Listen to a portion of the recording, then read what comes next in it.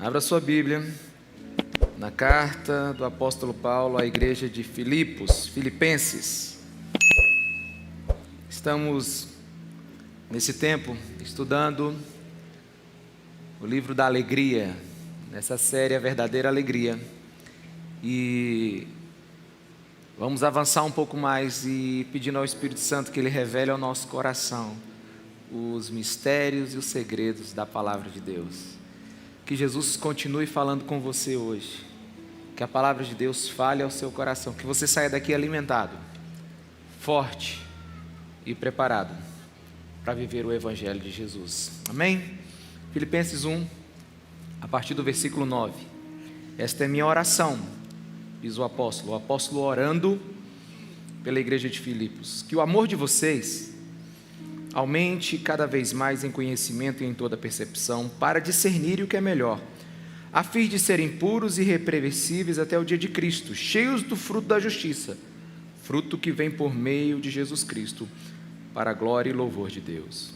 Quero que saibam, irmãos, que aquilo que me aconteceu tem, ao contrário, servido para o progresso do Evangelho. Como resultado, tornou-se evidente a toda a guarda do palácio e a todos os demais que estou na prisão por causa de Cristo. E irmãos, em sua maioria, motivados no Senhor pela minha prisão, estão anunciando a palavra com maior determinação e destemor. É verdade que alguns pregam Cristo por inveja e rivalidade, mas outros os fazem de boa vontade. Estes o fazem por amor, sabendo que aqui me encontro para a defesa do Evangelho. Aqueles pregam Cristo por ambição egoísta, sem sinceridade, pensando que me podem causar sofrimento enquanto estou preso. Mas que importa? O importante é que, de qualquer forma, seja por motivos falsos ou verdadeiros, Cristo está sendo pregado e por isso me alegro. De fato, continuarei a alegrar-me, pois sei que o que me aconteceu resultará em minha libertação, graças às orações de vocês e ao auxílio do Espírito de Jesus Cristo. Aguardo ansiosamente e espero que em nada serei envergonhado, ao contrário, com toda a determinação de sempre, também agora Cristo será engrandecido em meu corpo, quer pela vida, quer pela morte. Amém, meus irmãos? Texto extraordinário.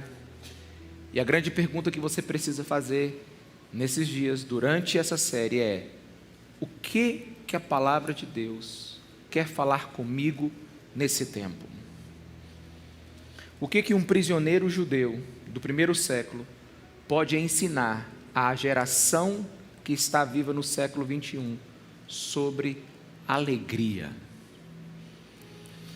O que Paulo pode nos ensinar para que nós vivamos o Evangelho de Jesus Cristo de forma plena em qualquer situação? Porque a alegria, a verdadeira alegria, ela não é vitórias e conquistas. A verdadeira alegria é uma pessoa e o nome dele é Jesus Cristo de Nazaré. Amém? E é por isso que o apóstolo Paulo, ele começa, ou pelo menos começamos hoje, na oração que ele pede pela igreja de Filipos, pelos filipenses. Ele diz assim: eu quero que o amor de vocês aumente cada vez mais em conhecimento e percepção. Ele fala de amor, conhecimento e percepção. Paulo aqui, ele está dizendo que nós não podemos pegar dois caminhos quando as circunstâncias ficarem difíceis. Nós não podemos simplesmente pegar o caminho da emoção. Vai dar certo. Pensamento positivo, vamos lá. A gente vai sair dessa. Não basta simplesmente você dar uma ordem nos seus sentimentos. Não dá para simplesmente você chegar e criar uma atmosfera de amor, de alegria, uma atmosfera diferente. Não, você não consegue gerar isso. Vamos nos alegrar, vai dar tudo certo. Não, o apóstolo Paulo disse: não, esse não é um bom caminho. Também ele diz que não é um bom caminho o caminho da razão. Simplesmente você basear todas as coisas por um princípio racional. Paulo aqui, ele está nos ensinando que a gente precisa crescer em amor e em conhecimento. Que a gente precisa crescer no conhecimento de quem Deus é. Nós precisamos saber quem Deus é, nós precisamos amar a Deus, amar pessoas. Paulo está dizendo num pacote completo que o verdadeiro evangelho tem cabeça e tem coração. Que o verdadeiro evangelho, ele tem coração, mas também tem cabeça. Que ele analisa, que ele pensa, mas que ele ama, que ele confia. Então o apóstolo Paulo aqui, ele está orando por uma experiência. Que você tenha uma experiência com Deus ao ponto de você conhecê-lo, ao ponto de você aprender sobre Ele, que você tenha conhecimento sobre a palavra de Deus, que o teu amor por Deus aumente, mas também que o teu conhecimento sobre Ele. E outra vez, crescendo em amor e em conhecimento, quando chegar as contradições da vida, decepções e problemas que vêm contra nós, nós não vamos nos abater, pois conhecemos Deus, o soberano, aquele que está conosco. Quantos me entendem, diga amém. Porque o que te salva não são seus sentimentos, o que te salva não são suas opiniões, o que te salva é a obra que Deus faz dentro de você. O que nos sustenta não são os nossos sentimentos, vivemos uma montanha russa. O que nos sustenta não são nossas opiniões no dia a dia, não, está bom, não, está ruim, não. Paulo está falando de uma experiência com a presença de Deus. E ele fala de uma experiência que ela tem um quê de lógica, de entendimento. É como se ele falasse assim: Deus sabe todos os fios de cabelo que tem na sua cabeça agora. Deus sabe todas as folhas que estão caindo agora no Amazonas. Ele ordenou cada onda que existe no mar a existir nesse exato momento. Ele sustenta todos os movimentos da natureza nesse exato momento. Sol, lua, todos os astros estão debaixo do senhorio dele. Será que você não consegue entender que esse Deus nunca perdeu o controle da sua vida? Será que você não consegue confiar nesse Deus? Pondere, o apóstolo Paulo está dizendo assim: pondere, pense, tenha discernimento, que o teu amor por Deus cresça em experiência com Ele, em discernimento, em entendimento. Meus irmãos, da oração que eu faço para mim todos os dias, quantas vezes eu orar, eu faço essa oração por mim: Senhor, me dá discernimento e sabedoria. Senhor, me dá discernimento e sabedoria. Não lembro de orar outra coisa na minha vida: discernimento e sabedoria. Discernimento, Senhor, me diz para onde eu devo ir, me diz o que eu devo aprender, me diz o que eu devo descartar e o que eu devo agarrar. E sabedoria: se eu sei para onde ir, me ensina a caminhar nessa direção. Me dá os meios para eu poder fazer, para eu poder executar.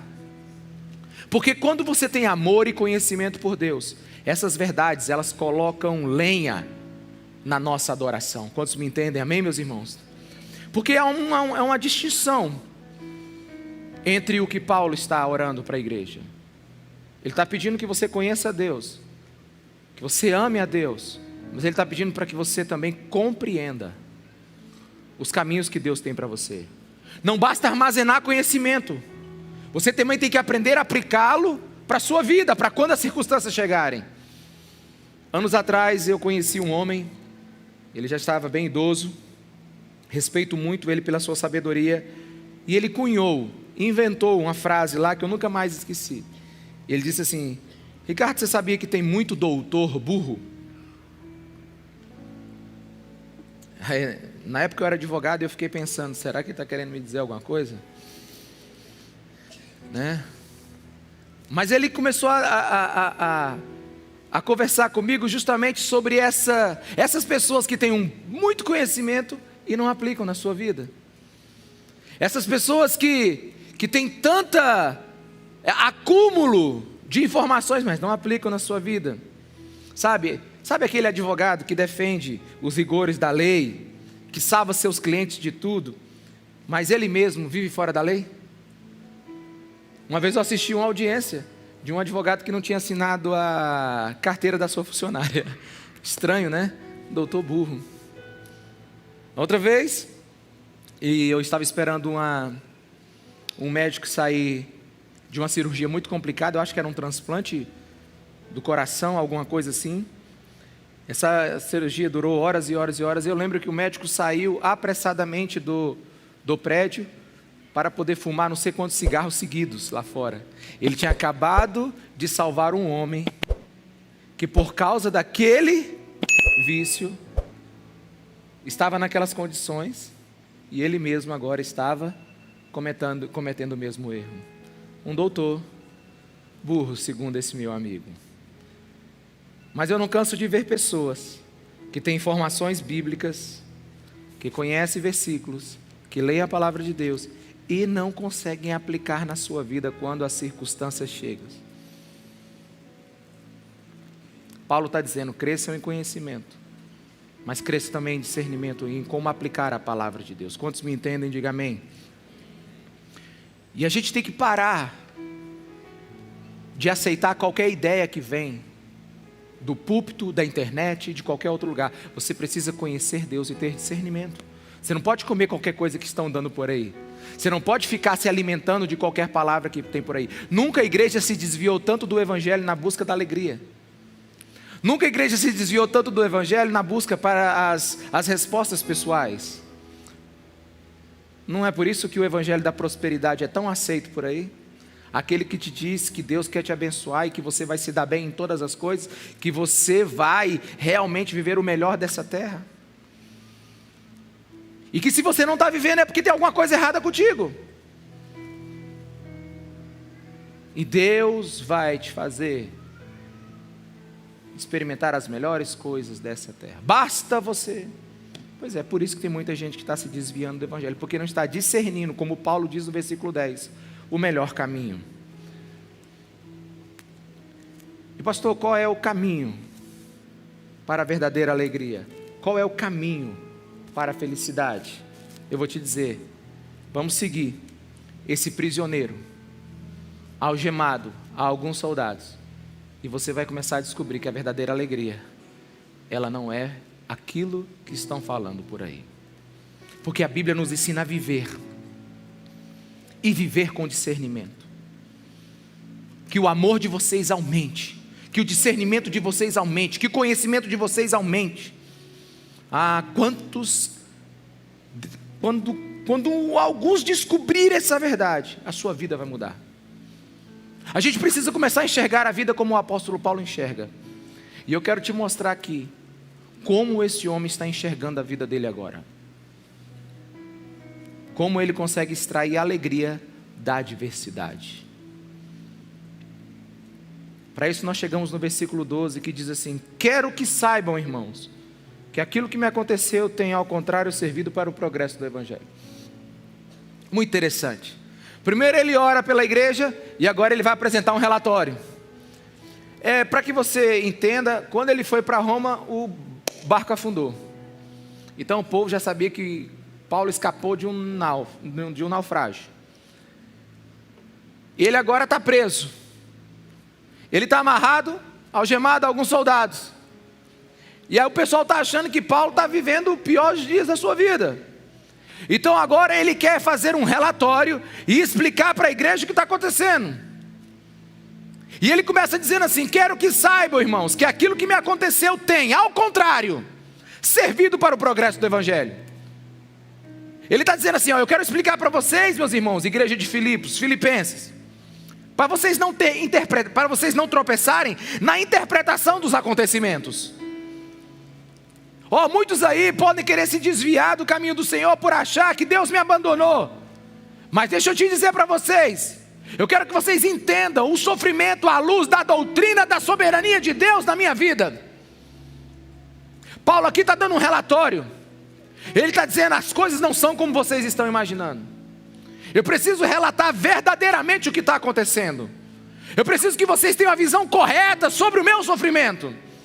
Vocês estão pensando que eu estou abatido, vocês estão pensando que a obra de Deus está estilhaçada, vocês estão errados. E eu preciso que você enxergue de onde ele está escrevendo isso. Ele está escrevendo isso acorrentado, algemado a uns soldados, sem nenhuma privacidade em tempo algum para nada. E esse homem encontra a alegria em meio a essas circunstâncias. Eu quero dizer para você que sinceramente eu não tenho respostas específicas para o sofrimento de cada um aqui. Eu não tenho uma solução específica para aquilo que você está passando aqui agora. Mas eu creio na palavra de Deus que nós temos ensino suficiente para continuar caminhando e atravessar pelo vale. Talvez não exista uma resposta específica para o que você está passando aqui agora. Mas aqui nós vamos pegar força suficiente, conhecimento suficiente, discernimento suficiente, presença de Deus suficiente em nossas vidas, para não ficarmos parados, mas continuarmos caminhando. Porque nós precisamos começar a olhar a vida como ela é. É vital você entender que mais importante do que o que acontece com você é a sua atitude diante desse acontecimento. Lembro de um poema que eu li que ele dizia que 2 homens olham através da grade. Um vê a lama, o outro vê as estrelas. A beleza está nos olhos do espectador.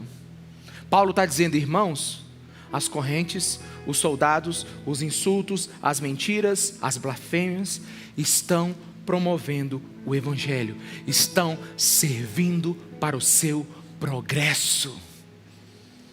A palavra progresso aqui no original grego é avançando em meio a obstáculos. É como se Paulo estivesse citando o evangelho como se ele fosse um exército.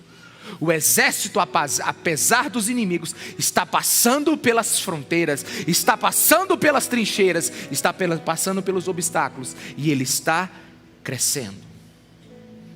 O que está acontecendo está promovendo Cristo, e isso me gera alegria. Talvez esse não seja o grande teste da vida do cristão. Agora alguém está te olhando, nesse exato momento, e ele está observando você para saber como você passa pelas circunstâncias da vida. Agora alguém quer saber como você responde às dores da vida. Porque se tudo está bem, meu irmão, não precisa ter fé quando as coisas estão bem. Alguém está aqui, irmãos? Quando tudo está bem, tudo está bem. Agora, a nossa fé brilha na noite mais escura. Jesus Cristo é a rocha quando tudo é terremoto. Ele é porto seguro quando tudo está desfalecendo. Então nós precisamos entender, alguém está observando agora você. E a igreja de Filipos agora está vendo Paulo dar um relatório. Irmãos, tem crise, fica tranquilo. Aparentemente as coisas não estão bem para mim, mas olha, eu quero dizer que para o evangelho ele está progredindo. Paulo não chegou em Roma, como ele queria. Ele não chegou pregando nos anfiteatros, ele não chegou pregando nas praças, nas arenas públicas, ele não chegou como evangelista, ele chegou como prisioneiro. Mas você não vai encontrar na carta inteira, leia a carta em casa, gaste tempo nela, você não vai encontrar nenhuma reclamação, nenhuma insinuação, nenhuma rebeldia, nenhum tom pessimista, nem triste. Você vai encontrar um homem dizendo, meus irmãos, eu quero te dizer para vocês, apesar de eu ter estar preso, apesar do navio ter afundado, apesar de eu não saber quando eu vou sair da prisão, a alegria está no meu coração, porque Cristo está sendo proclamado.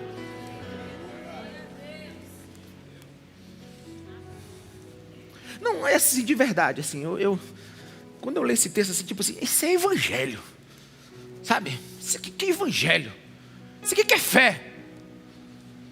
Não é fé que eu não estou feliz com Deus quando tudo está bem, eu estou feliz com Deus porque eu estou feliz com Deus. Deus é maravilhoso, porque na verdade Paulo ele ama o evangelho. Ele não fica perguntando assim, nossa, Deus me abandonou, por que está acontecendo comigo? Como é que eu posso estar preso acorrentado, nesses guardas? Onde está Deus? Não, ele não fica assim.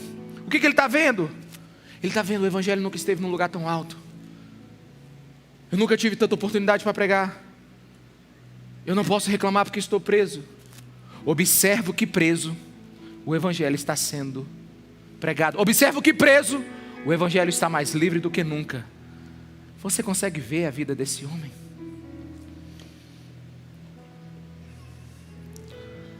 Paulo está dizendo assim, o meu confinamento está servindo como catalisador para a expansão da mensagem cristã. Meus irmãos, é um homem que está vendo a coisa de um jeito diferente. Ele está enxergando o mundo da maneira diferente.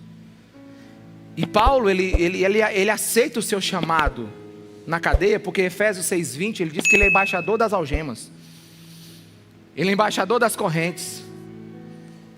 Aliás, todo esse parágrafo que a gente leu, não tem nada falando de Paulo. Só tem falando de quem? De Cristo e seu Evangelho. Mas será que nós realmente entendemos esse texto? Eu quero chamar a atenção sua para algo agora. Será que nós realmente entendemos esse texto?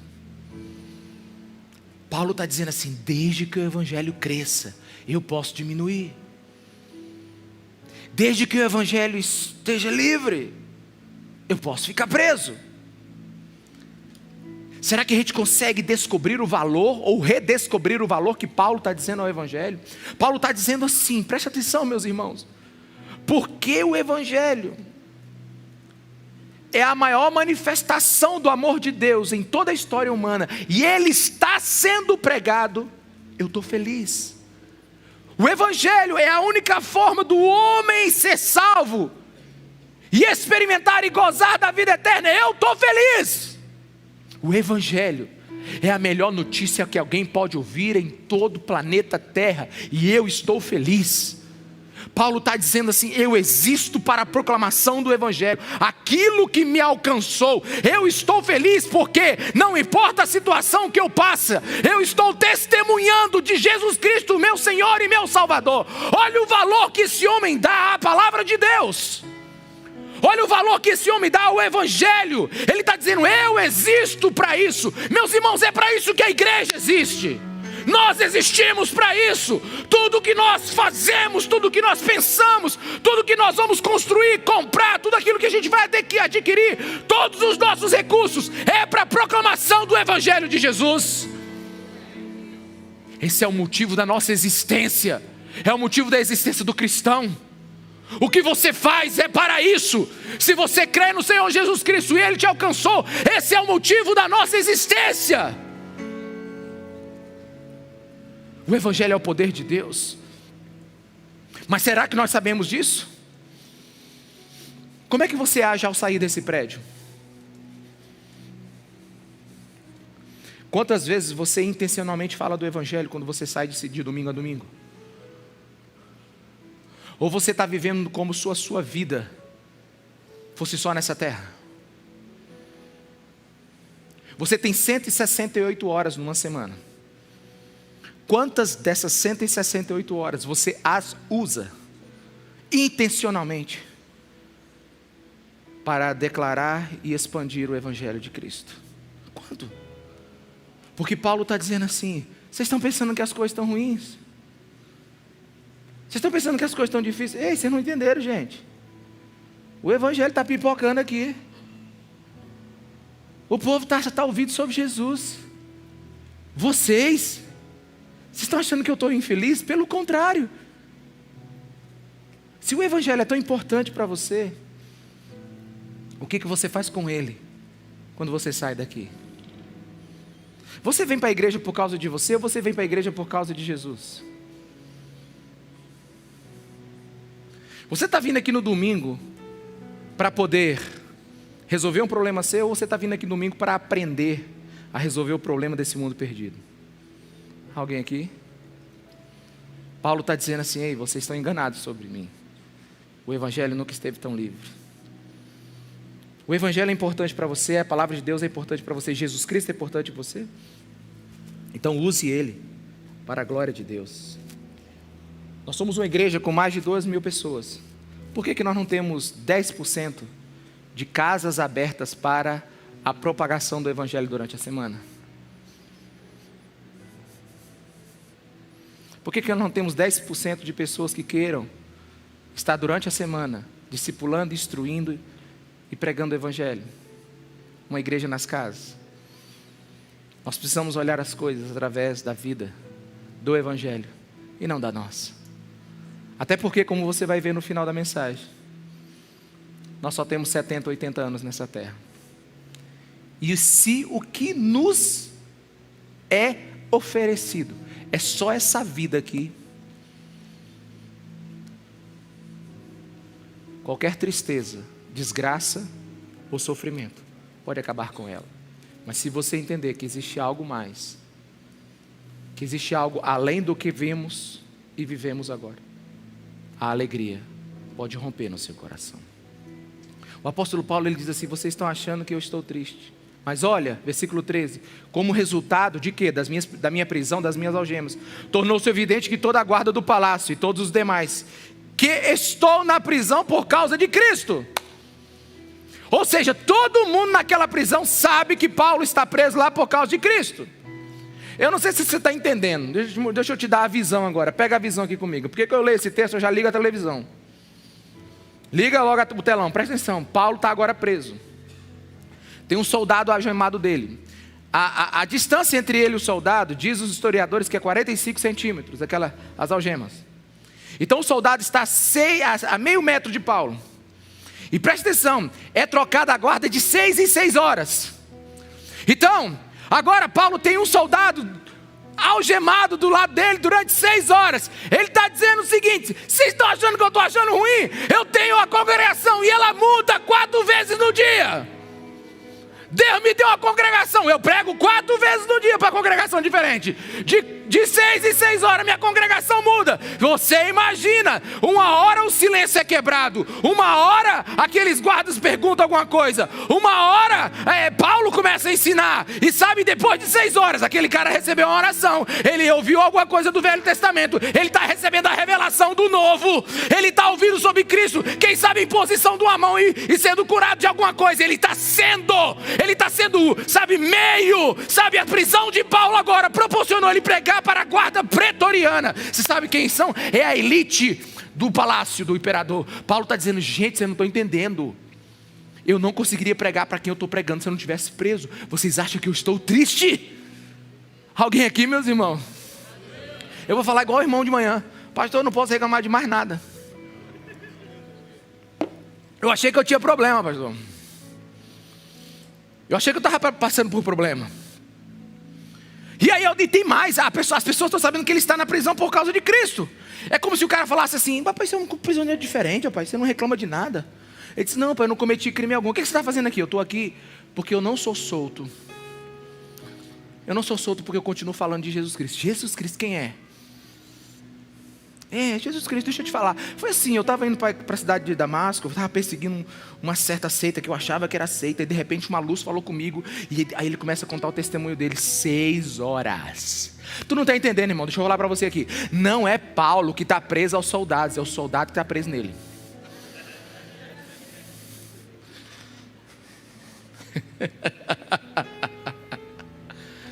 E imagina um cara que não quer ouvir o evangelho. Ele diz: vai embora então, nego. Vai não. E Paulo está lá arrebentando.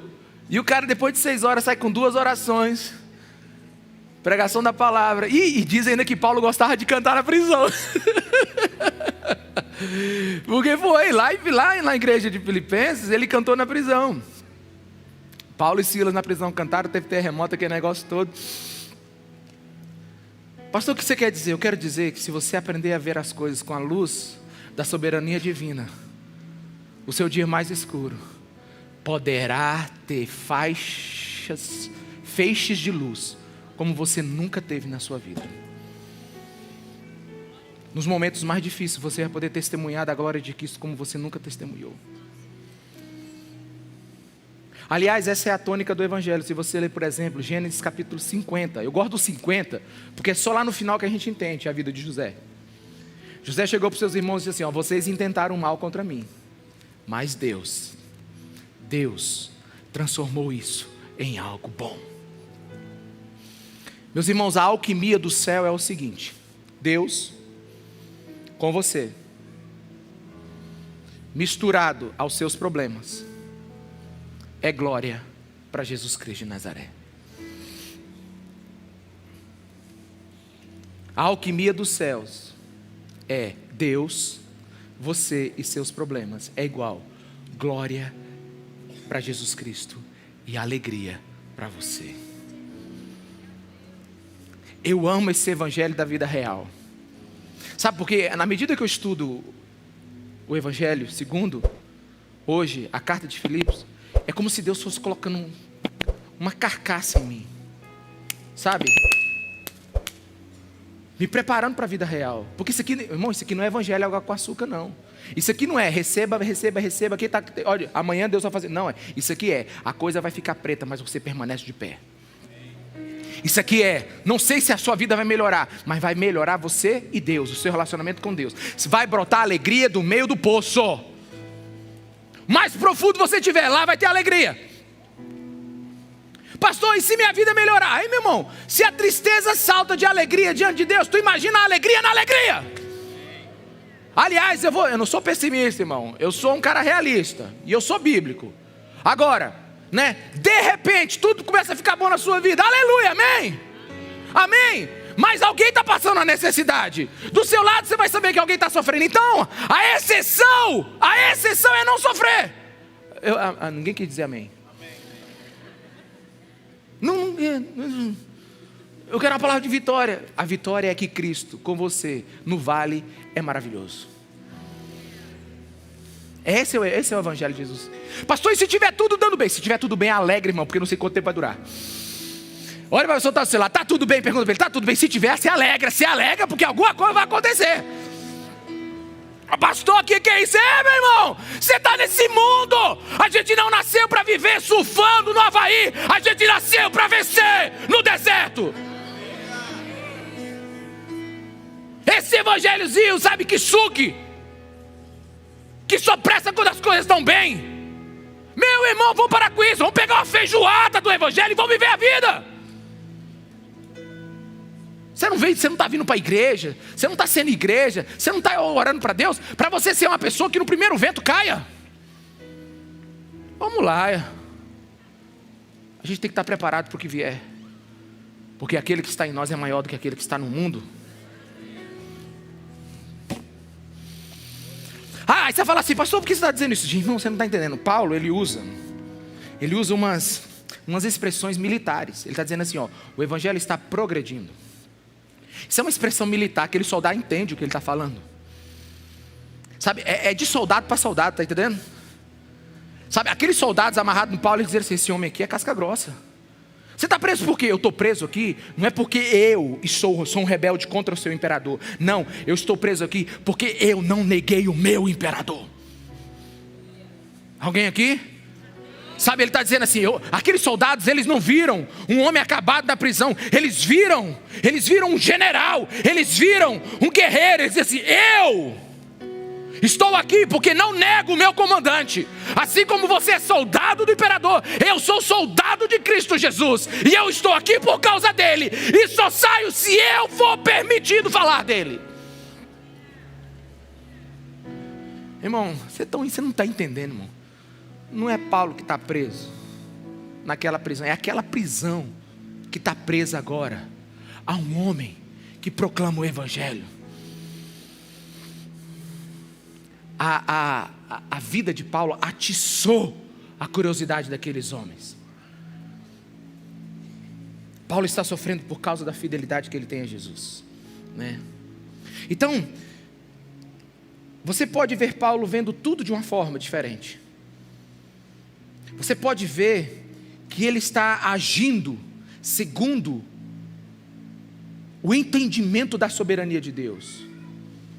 Não era Paulo que não podia fugir deles, é eles que não podiam fugir de Paulo. E a guarda pretoriana, diz os historiadores, que era de 9 mil a 12 mil soldados. Lógico que esses 9 mil, 12 mil não passaram pela vida de Paulo. Mas Paulo ficou no mínimo 6 anos preso naquela prisão, com 4 homens amarrados, algemados nele por dia. Tu imagina o tamanho dessa congregação? Você imagina esse homem, o que ele estava fazendo ali? Ele não era um prisioneiro numa prisão, era o evangelho chegando no palácio do imperador. Mas não, tem gente reclamando que está presa a uma escrivaninha do escritório.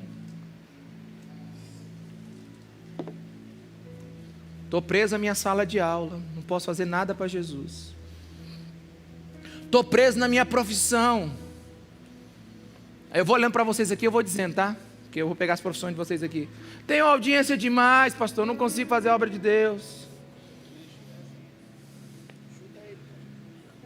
Pastor, eu tenho muito, eu preciso vender demais, eu tenho cliente demais. Uma rota é muito grande. Tu já imaginou se Paulo estivesse na sua rota? Se preso à corrente ele está fazendo esse estrago, tu imagina ele preso no escritório cheio de gente. Pastor, eu estou preso na minha sala de aula. Bota Paulo preso na sala de aula. Você está reclamando de quê, amigo? Você não está proclamando o evangelho? Pastor, eu estou querendo viver o meu chamado, mas meu trabalho não deixa teu trabalho. Paulo está desempregado, dentro de uma prisão, e está tocando terror. Alguém está me entendendo aqui, meus irmãos? Não, eu tenho muitas responsabilidades financeiras. Não, pastor, você não está entendendo, eu estou passando um problema financeiro muito grande, então um monte de credor está chegando, aproveita. Reclama não, gente. Pastor, você não está entendendo, pastor. Eu estou com tanto... meu irmão, acho que eu estou doido de falar algumas coisas aqui, mas alguns vão ser identificados. Eu estou com muito atendimento, eu tenho tantos atendimentos essa semana, pastor, no meu consultório. Aleluia. Quantos atendimentos, irmão? 500, aleluia. Amém? Não, só 50. Então, 50 pessoas, nossa. Não, pastor, olha, pastor, eu tenho uma meta para vender. Quantas ligações você tem que fazer? Muito bem.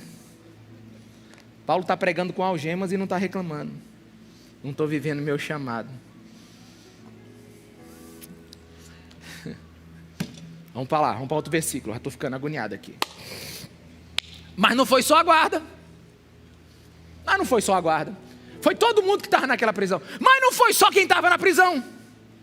Versículo 14, os irmãos em sua maioria, os irmãos, a igreja de Roma, motivados no Senhor pela minha prisão, estão anunciando a palavra com maior determinação e testemunho. Ou seja, o negócio pegou fogo dentro da prisão e na cidade. Os irmãos olharam para Paulo e disseram assim, nossa, mas Paulo está sofrendo. Na hora que eles descobriram que Paulo está pregando dentro da prisão, eles falaram assim, bicho, se Paulo está pregando dentro da prisão, o que nós estamos fazendo aqui fora? E a igreja incendiou. E o povo começou a falar do evangelho em todo lugar. A Bíblia diz que a igreja teve um fervor evangelístico. Eles ouviram o testemunho do Paulo e se incendiaram. E uma nota importante aqui. Paulo, ele escreveu de uma forma que ele queria expressar um conhecimento. E a palavra anunciando, aqui, nesse versículo 14, não é pregando. Entenda isso aqui, isso para mim é muito importante. A expressão exata aqui no termo é não paravam de conversar isso diariamente. Amém, meus irmãos? Não paravam de conversar sobre isso diariamente. Essa era a expressão. Ou seja, o testemunho de Paulo não estava levantando pregador. Ele estava levantando gente que conversava o evangelho nas esquinas, nos bares, nas praças, nas casas. Alguém está me entendendo aqui? Diga amém. Porque a maioria de vocês não vão ser pregadores. Não porque não podem, mas talvez porque não foram chamados. E nós temos dons diferentes. A maioria de vocês não vão estar em cima de um púlpito de domingo. Mas deixa eu te falar aqui. A Bíblia está me ensinando que o avivamento não vem por um que prega, mas vem por muitos que falam o evangelho aí fora. Amém, meus irmãos? A pregação não vai vir pelo púlpito, a pregação vai vir por você, que vai falar diariamente sobre Cristo, aonde você estiver. Sabe, e isso é incrível. Porque o veículo de crescimento do evangelho não vai ser alguém pregando, vai ser muitos falando. Isso aqui é testemunho, é vida real. A igreja de Roma está vendo Deus agir na vida desse homem, e ela está sendo motivado.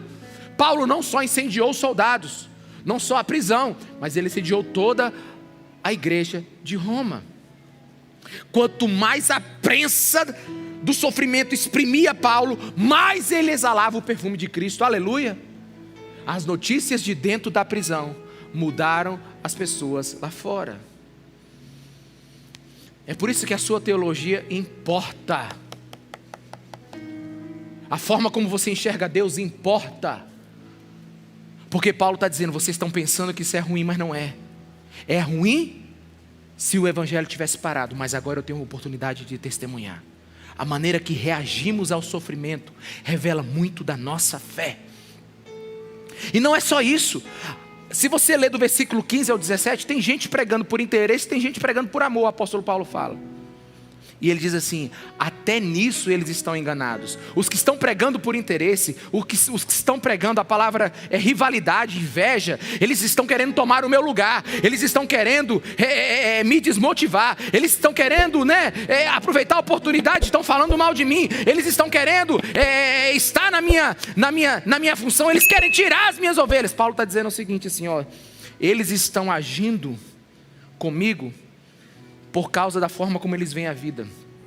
Se o meu crescimento adoeceu eles pensam que o crescimento deles vão me adoecer. Só que eles estão muito enganados, porque apesar deles estarem fazendo pelo motivo errado, eles estão pregando a mensagem certa, eles estão pregando o Cristo. Alguém aqui? Paulo está dizendo: se Cristo é pregado, para mim está bom. Eles que se acertam com a motivação errada, mas quem está ouvindo o evangelho verdadeiro, não está ouvindo heresia. Paulo está dizendo assim: deixa eles pregarem. Aqueles que pregam Cristo por ambição egoísta, versículo 17, sem sinceridade, pensando que me podem causar sofrimento enquanto estou preso, eles estão enganados. Desde que preguem Cristo.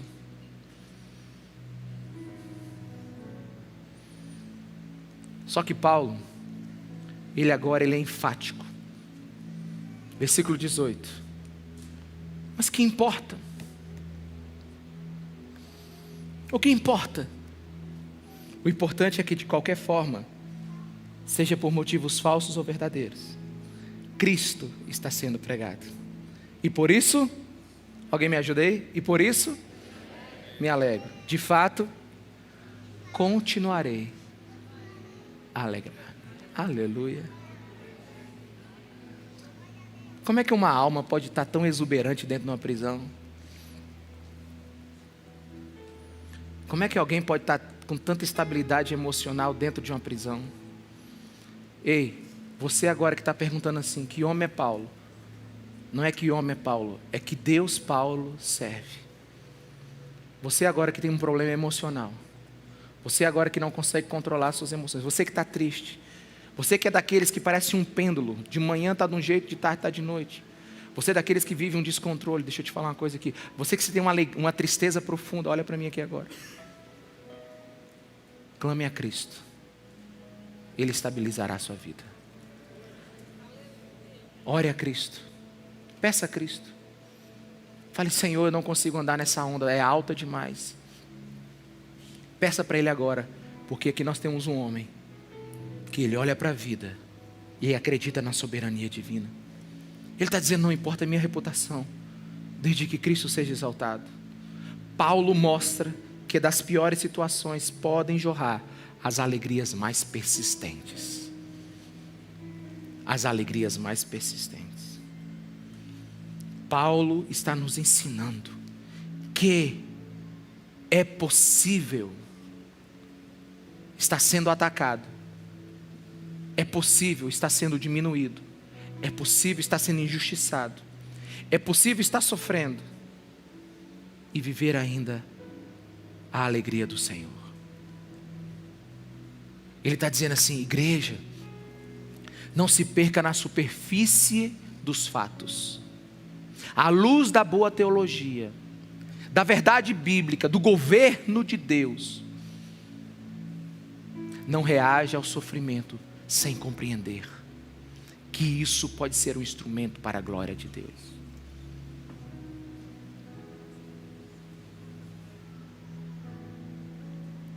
E ele diz assim: pois sei,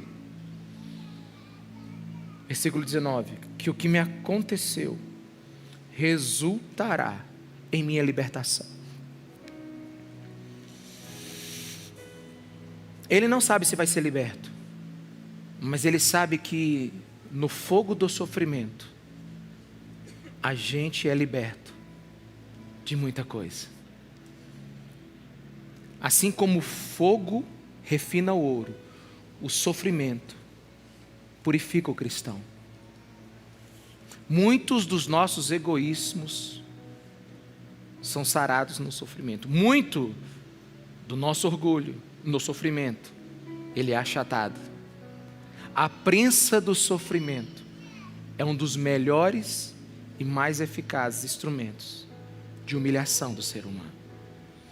Porque quando o ser humano sofre, ele está dizendo assim: eu não consigo resolver o que eu estou passando. Agora, quando ele recebe a alegria no meio do sofrimento, ele está dizendo assim: não sei como posso estar feliz, mesmo estando tudo errado. E é nessa hora que a pérola da nossa vida é Jesus Cristo. Eu não entendo, está tudo dando errado, mas eu consigo me levantar amanhã. Eu não entendo, as coisas não parecem estarem boas, mas existe uma paz no meu interior que me faz ver o futuro. Paulo está dizendo assim: pois eu sei. Sabe por quê? Eu tenho certeza que Paulo dormia melhor do que eu. Na prisão, eu dormi no meu quarto com ar-condicionado. Eu tenho certeza absoluta disso. Paulo conseguia dormir melhor do que eu. Sabe por quê? Porque o travesseiro de Paulo é a soberania divina. Ele estava seguro debaixo da vontade de Deus. Paulo não questiona os métodos de Deus. Eu posso ouvir um aleluia, irmãos? Paulo, ele confia na bondade de Deus. Aí, talvez você fale como uma pessoa falou comigo hoje de manhã, ou foi ontem, não me lembro: pastor, esse caminho é difícil demais. Ou o evangelho difícil. Pastor, dá assim, uma palavra assim, abençoa a vida da gente para que vai melhorar. O Senhor só diz que a gente vai encontrar alegria no meio do sofrimento. Pastor, esse caminho é difícil demais. Meu irmão, deixa eu te dizer, não existe caminho difícil quando não tem comparação. Só tem um caminho para a alegria verdadeira. É o caminho de você depender de Jesus Cristo de Nazaré. É você ter Ele como sua âncora. É ter Ele como a âncora da sua alma. Não tem outro caminho. Um caminho só é difícil, o outro só é fácil. Porque se tiver dois, para você comparação, o caminho bíblico não é difícil, é único. E se é único, a pergunta: você vai ou não? Você vai pegar Ele ou não? Só tem um caminho para chegar à sua casa, não tem outro. Você vai passar por ele ou não? Só tem um caminho para viver a verdade bíblica, não tem dois, porque o outro é falso. Só tem um verdadeiro. Você vai ou não? Só tem um caminho para manter a sua família. Só tem um caminho para você viver uma vida de um homem íntegro. Só tem um caminho para você viver o evangelho. Você vai pegar ele ou não? Para de perguntar se é difícil. Não é difícil se é único. Paulo confia. Paulo confia. Eu sei. Até porque a palavra de Deus, ela diz em Romanos 8:38: pois estou convencido, o próprio Paulo, de que nem morte, nem vida, nem anjos, nem demônios, nem presente, nem futuro, nem quaisquer poderes, nem altura, nem profundidade, nem qualquer outra coisa na criação, nem qualquer outra coisa na criação, nem qualquer outra coisa na criação, nada neste mundo será capaz de nos separar do amor de Deus que está em Cristo Jesus, nosso Senhor. Olha a convicção desse homem. Ele absurdamente sabe que Deus está no controle de todas as coisas. É por isso que ele ora para a igreja, no versículo 9 que nós lemos: orem, eu oro por vocês para que vocês tenham amor e discernimento. Saibam sobre a fé de vocês. E ele termina, versículo 20, ou terminamos hoje: aguardo ansiosamente e espero que em nada serei envergonhado. Só por aqui, por enquanto. Irmão, eu já fui envergonhado demais. Eu já fui em algumas casas que eu fui assim. Uma vez eu demorei para ir numa casa e cheguei lá assim: irmã, desculpa eu ter demorado, você está sofrendo tanto, eu sei, a vida está difícil. Ele disse: ei, pastor, você não tem fé não? Eu digo: tem café? Não, pastor, está difícil, mas Deus está comigo. E aí você recebe aquele sermão básico. Eu fui lá pensando que eu estava tratando a mulher segundo as circunstâncias. Eu não estava tratando ela segundo a fé dela. Amém, meus irmãos? Eu lembro demais da história do pastor Ribamar, que diz que foi visitar a irmã, que ela, pela quarta vez ela teve câncer no rosto. Ela tinha perdido já uns 30% do rosto. Parte do nariz, da boca. E ela cuidava de 3 células. O câncer tinha desaparecido, mas retornou. Então ele foi lá. A família estava muito ainda triste. impactada com a informação do retorno do câncer. E ele falou: irmã, eu estou aqui para a gente orar, dizer que nós estamos juntos. E eu estou dizendo aqui que eu estou à disposição da irmã para poder pegar suas 3 células nesse tempo agora, porque eu sei que é um tempo difícil. Ela disse: pastor, e o senhor pode pegar aquilo que Deus me deu?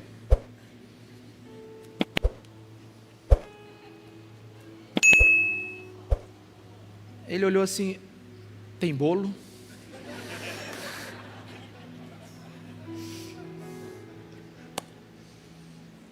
Peguei minha avó um dia chorando no quarto. E eu falei: vó, o que foi? Ela disse: estou com saudade do meu marido. Eu falei: é verdade, o vô era gente boa demais. Ela disse: não, do meu marido, Jesus Cristo. Ela estava lendo um texto de Isaías. A gente é envergonhado. Mas a gente não só é envergonhado, mas a gente causa vergonha às vezes. Porque Paulo aqui, ele está falando que não quer ser envergonhado. Ele está falando do grande dia. Tem um teólogo que diz assim, do grande dia do retorno de Jesus, tem um teólogo que diz assim: bastava um flash do que Deus tem preparado para nós na eternidade, que nunca mais ninguém aqui nessa terra reclamaria de algo. Bastaria um flash. Não sei se você tem essa experiência. Quem dorme em fazenda, aí tem aquele relâmpago, que você vê todo o pasto rapidamente. Aí você fica com a memória de todo o pasto instantaneamente. São milésimos são centésimos, sei lá. Não dura nada. E pá! Aí você sabe que lá tem um tronco, que tem um boi ali, que tem um... E aí apaga, mas você fica com a memória. Se tivéssemos um flash da eternidade, nós enfrentaríamos os problemas dessa vida com outros olhares. Mas ele está dizendo, de um jeito ou de outro, Cristo vai ser engrandecido. Se eu ficar vivo aqui nessa prisão, ou se eu morrer, ele de um jeito ou de outro eu vou ser livre. Alguém aqui? De um jeito ou de outro eu serei livre. Livre para estar com Cristo, ou livre para estar com meus irmãos.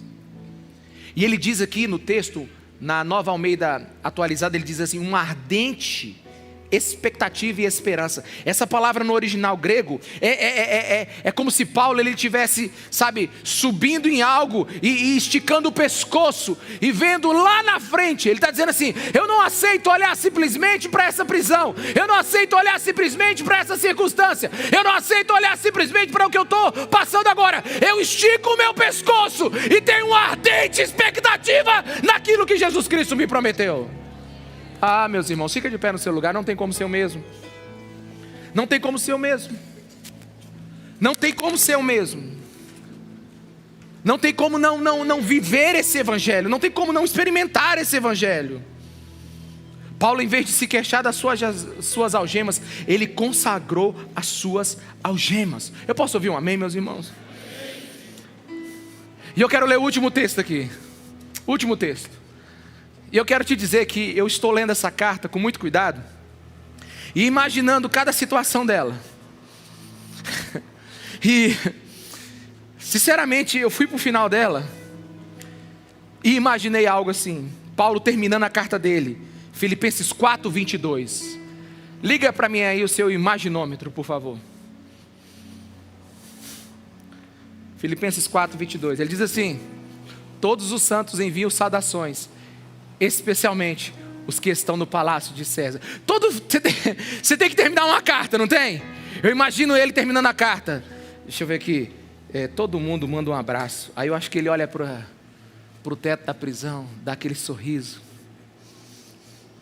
Até nossos irmãos no palácio de César. Você consegue ver satisfação na vida de um homem? Você consegue ver um homem que encontrou alegria no meio da adversidade? Um homem que consegue escrever: obrigado, porque agora a gente tem irmão lá no palácio. A gente tem família lá no palácio. Vamos adorar o Senhor? Sobe aí, gente. Pastor, você não falou para mim como é que eu faço para resolver meus problemas. Pois é. Você não cuidou do meu problema aqui não, pastor. Você só me deu o evangelho. Eu digo, pois é, né? Ainda bem que você prestou atenção. Mas eu tenho uma pergunta para você.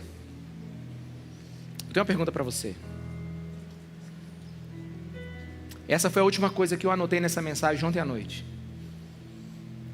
Eu creio que o Espírito Santo pediu para eu te perguntar isso. O que você prefere, igreja? O que você prefere? Sentir-se melhor ou encontrar Deus?